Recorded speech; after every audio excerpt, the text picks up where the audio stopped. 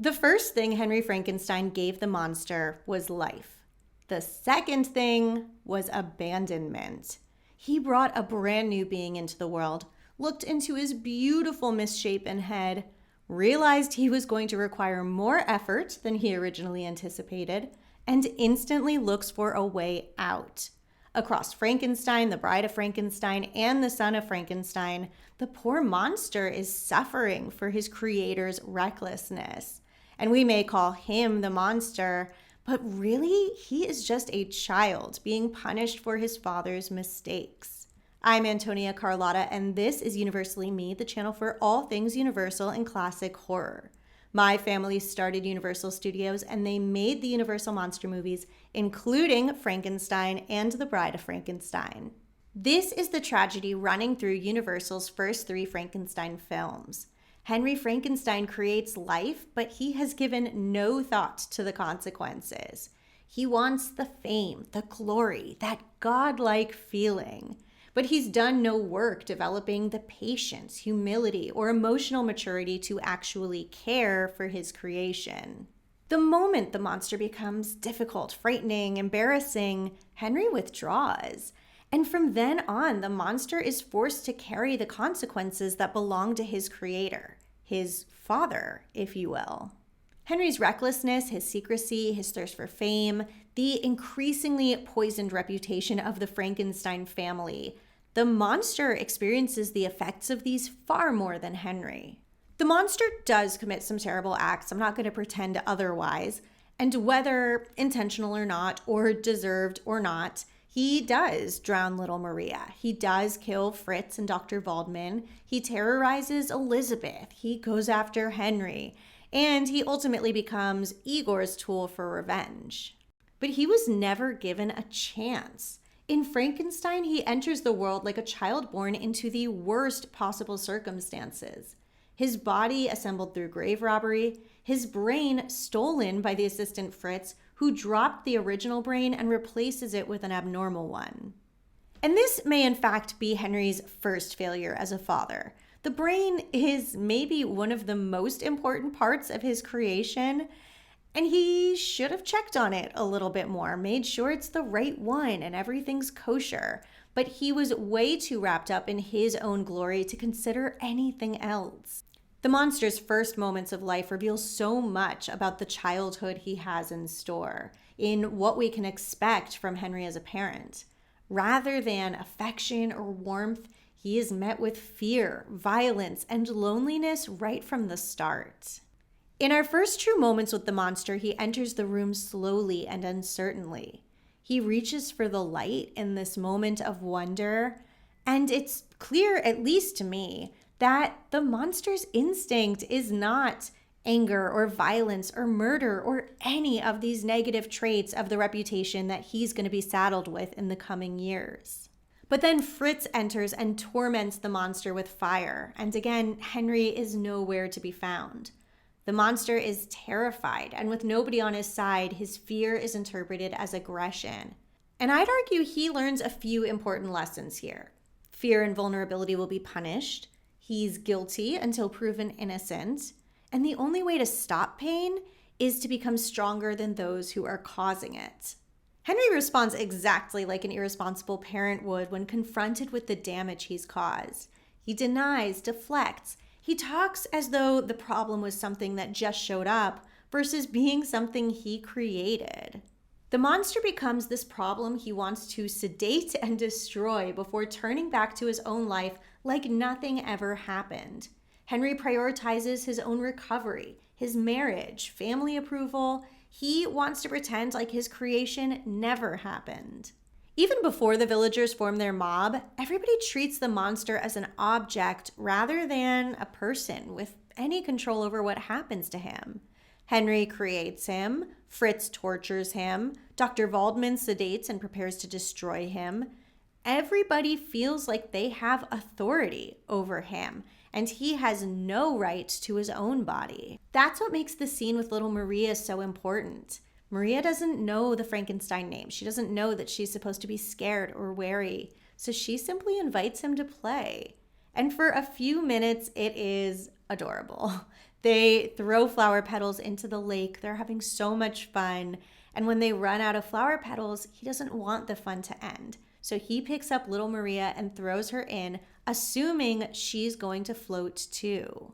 Her death is a direct result of his lack of guidance. A parent should have taught him those things. How to use his strength, how to be gentle, water safety, what sinks or floats, the difference between a human or a flower. But Henry never did any of those things. He created a being in secret, failed to educate or protect it, released it in the world, and when the angry mob goes after him, Henry joins in the hunt. When the monster, his own creation, is presumed dead at the end of the film, the family celebrates by toasting to a son to the house of Frankenstein. A direct slap in the face to the creation that was just abandoned and presumably murdered. The Bride of Frankenstein a few years later makes the argument impossible to ignore because we get to see how the monster behaves when he has just the smallest bit of nurturing and care. The monster survives the fire in the windmill, but of course his reputation precedes him. Until he meets a blind hermit who can't see him and can't judge his face. The hermit welcomes him in, feeds him, plays music, and teaches him language. And we can see the monster in real time, becoming calmer, more communicative, dare I say, even emotionally stable. He learns friend. He learns good. We see how the slightest bit of parenting and love makes a world of difference.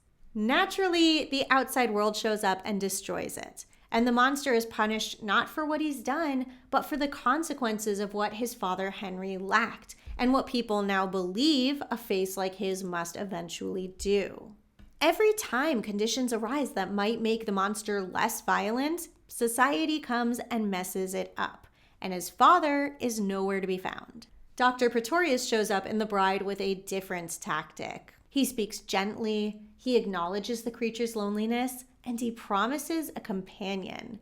And the monster thinks someone finally understands him and what he wants. But, of course, Dr. Pretorius's motives are far from pure. He doesn't care if the monster becomes whole or free or happy. He just wants to use him to lure Henry back into the lab for his own experiments. And as for Henry, his response is equally revealing. He doesn't resist creating a mate because he thinks it's morally wrong, nor because he really acknowledges his inadequacy the first time around either. A new monster, a new creation, would put him back at the scene of the crime, having to face mistakes that he would just rather stay blind to forever. He would be happy to simply forget the lab and his creation ever existed. And only when Elizabeth's life is threatened does he really go back. The bride is presented as a solution to the monster, as the answer to his problems. But really, she is just another monster created to serve someone else's needs. And she owes the creature nothing just because she was created for him. And her rejection, while devastating, opens his eyes to the pattern. Henry gave him life, but no guidance, no love, no chance. He was doomed by the time that he was just a twinkle in Henry Frankenstein's eye. He spares Henry and Elizabeth, but blows up the lab with himself, Pretorius, and the bride inside. And it's dark, it's sad, but it might be the first time the monster gets to control what happens to him. And then we get to Son of Frankenstein, which shows that even death can't free him from Henry's failures. Years later, Henry's biological son, Wolf, returns to the family estate, hoping to restore the Frankenstein name. He is met with disdain and hostility from the villagers. Henry is gone, but the repercussions of his work live on. Wolf brings his older brother, the Frankenstein monster, back to life, desperate for the experiment to somehow succeed this time. If we descend from someone evil or flawed, it can be hard to feel like we're worthy. And if our sibling is ugly and murderous, we might question if we could be too.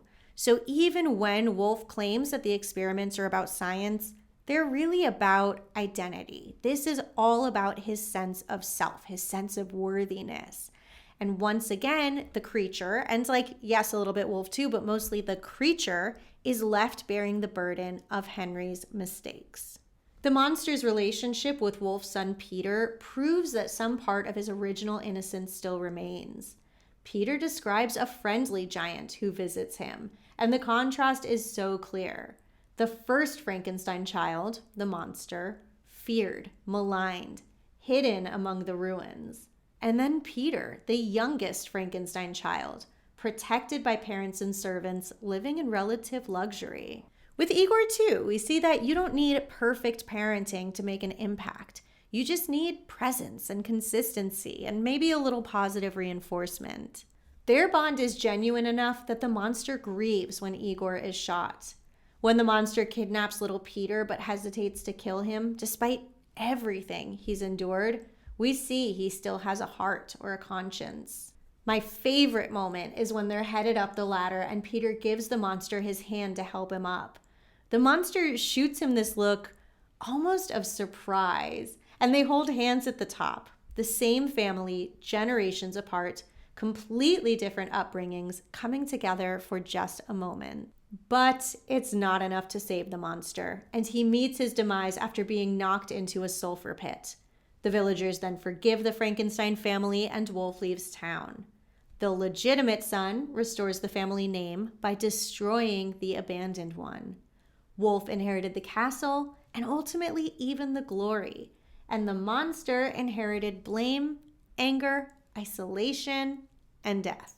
This is another reason why the monster is more than just the villain of the Frankenstein franchise. He is the consequence that Henry left behind for someone else to deal with. Henry wanted the miracle without the parenting. He wanted the glory without the responsibility. And every sequel just adds more people looking to control, exploit, revive, or destroy the very being Henry Frankenstein left behind. The title Son of Frankenstein describes both Wolf and the monster, but only one of them gets to inherit Henry's humanity. Wolf can make mistakes and still ultimately clear his name, but the monster learns language, shows tenderness, and even saves a life or two. But every setback is taken as proof that he was monstrous and irredeemable from birth. Across these films, the true curse is not bringing a monster to life. It's the abandonment, denial, exploitation, and emotional immaturity thrust upon the monster everywhere he turns. Henry Frankenstein created life and refused to take responsibility for it. He refused to be a parent to his own creation. And then that creation spends every film searching for someone who will teach him, nurture him, and love him. The tragedy of Frankenstein is not that a scientist made a monster. It is that an incapable father made a child. In the comments, I want to know if you think your father is better or worse than Henry Frankenstein. You don't have to tell me why unless you want to. Don't forget, paid members are getting bonus videos, pictures, and more. It's the best way to support Universally Me. And if you like these Universal and classic horror deep dives, make sure you're subscribed, hit the like button, share this video with all your friends, and thank you so much for watching. Bye.